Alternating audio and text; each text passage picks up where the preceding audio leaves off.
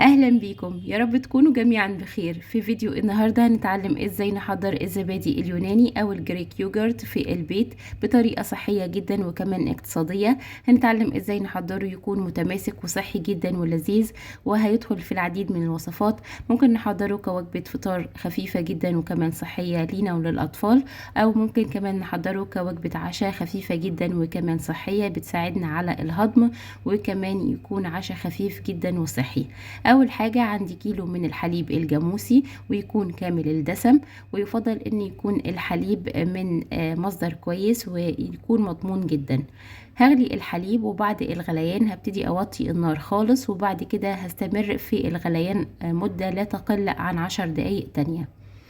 فترة ال10 دقايق دي هتخلص من كل المية الزايدة اللي موجودة في الحليب، وكمان هيكون عندي حليب مركز وفيه نسبة الدسم أعلى.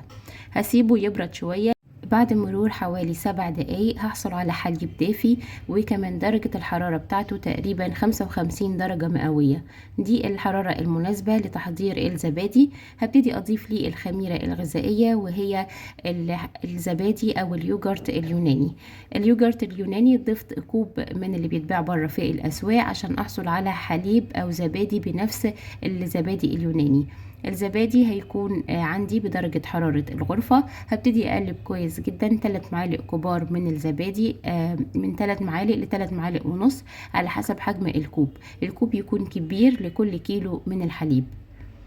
هقلب الخميرة بتاعة الزبادي اليوناني مع الحليب الدافي. مهم جدا ان تكون درجة حرارة الحليب حوالي 55 درجة مئوية. هختبرها ازاي؟ لو دخلت صباعي هيكون مش هيتلسع من درجة حرارة الحليب، هيكون دافي وصباعي يتحمله.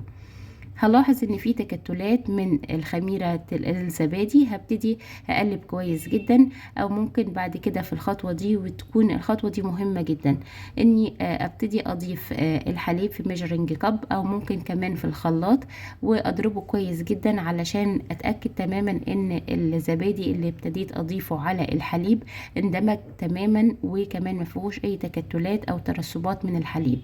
انا عايزة الحليب يندمج تماما مع الخميرة الزبادي اللي ابتديت اضيفها. زي ما احنا ملاحظين ابتديت اخفق بالهاند بلندر كويس جدا. خفقت لمدة 5 دقايق كاملة علشان اتأكد تماما ان الخميرة بتاعة الزبادي والحليب اندمج تماما، وحصلت على قوام مفيهوش اي تكتلات. كده عندي الحليب جاهز ان احضره في الاكواب. كمية الكيلو من الحليب هتعمل معايا حوالي 7 اكواب او 6 اكواب ونص من اكواب الزبادي بحجم متوسط. لو حجم كبير هتعمل معايا تقريبا 5 اكواب، او لو حجم صغير هتعمل تقريبا 8 اكواب. ضفت كل الكمية مع بعض وحصلت على زبادي لذيذ جدا. هبتدي دلوقتي في فرن دافي على درجة حرارة لا تقل عن 50 درجة مئوية. درجة حرارة الفرن تكون دافية، ما تكونش سخنة، عشان لو ساخن جدا هيبوظ عندي عملية تخمير الزبادي. هضيفه في الفرن لمدة لا تقل من 6 ل 8 ساعات. أول ما هحصل على قوام متماسك للزبادي كده يكون جاهز عندي إني أبرده في التلاجة. ضفته في الفرن، ولو الفرن برد شوية هبتدي أدفيه شوية علشان أحصل على مناخ دافي جدا للزبادي. كده بعد مرور حوالي 8 ساعات في الفرن على قوام دافي جدا، كده عندي نتيجة الزبادي ناجحة ومتماسك وكمان كريمي وتقيل، نفس قوام الزبادي اليوناني اللي بيتباع في المحلات، ويكون كمان بطعم افضل، مفيهوش اي سكر، وكمان خالي من المواد الحافظة. هرفعه تاني للتلاجة لمدة 4 ساعات عشان يكون عندي جاهز للأكل. بعد مرور 4 ساعات في التلاجة حصلت على زبادي ناجح جدا، زبادي يوناني وكمان اقتصادي. عملت حوالي 7 أكواب زبادي متماسك وكمان كريمي وتقيل زي اللي بيتباع جاهز في المحلات، وأفضل كمان لأنه صحي مفيهوش أي مواد حافظة. ممكن بقى عايزة أضيف فليفرز مختلفة للزبادي، عايزة بطعم الفراولة.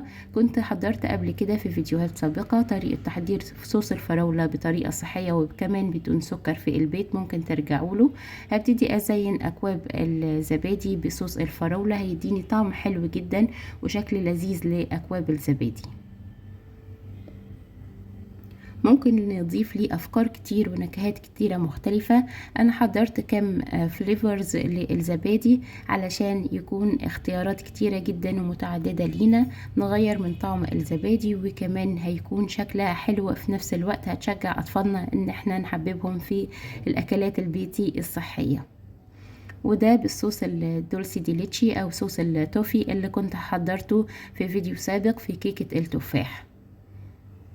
عملت شكل وردات وكمان ضفت ليها مكسرات، عززت القيمة الغذائية بتاعة الزبادي وكمان ضفت لأطفالنا مكونات صحية ولذيذة جدا. عملت كده نكهتين من الزبادي بالفراولة وكمان صوص الطافي. ممكن نعملها بالفواكه، ممكن نضيف ليها كمان خضار، او ممكن نضيف ليها معلقتين كبار من الطحينة. هيكون عندي سلطة الزبادي اللذيذة كنت حضرتها في فيديوهات سابقة.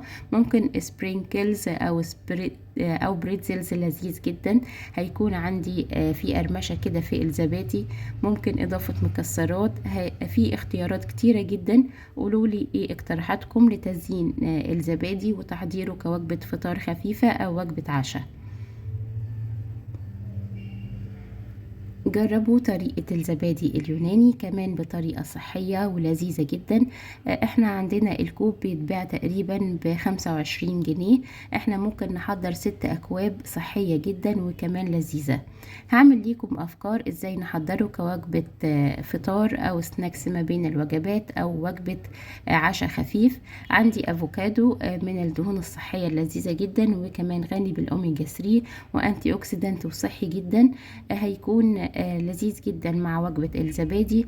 ممكن كمان نعزز طعم الزبادي بإضافة المكسرات أو إضافة السمسم، بيدي طعم حلو جدا. قطعت الأفوكادو لشرائح رفيعة عشان أضيفه على طبق الزبادي كوجبة فطار.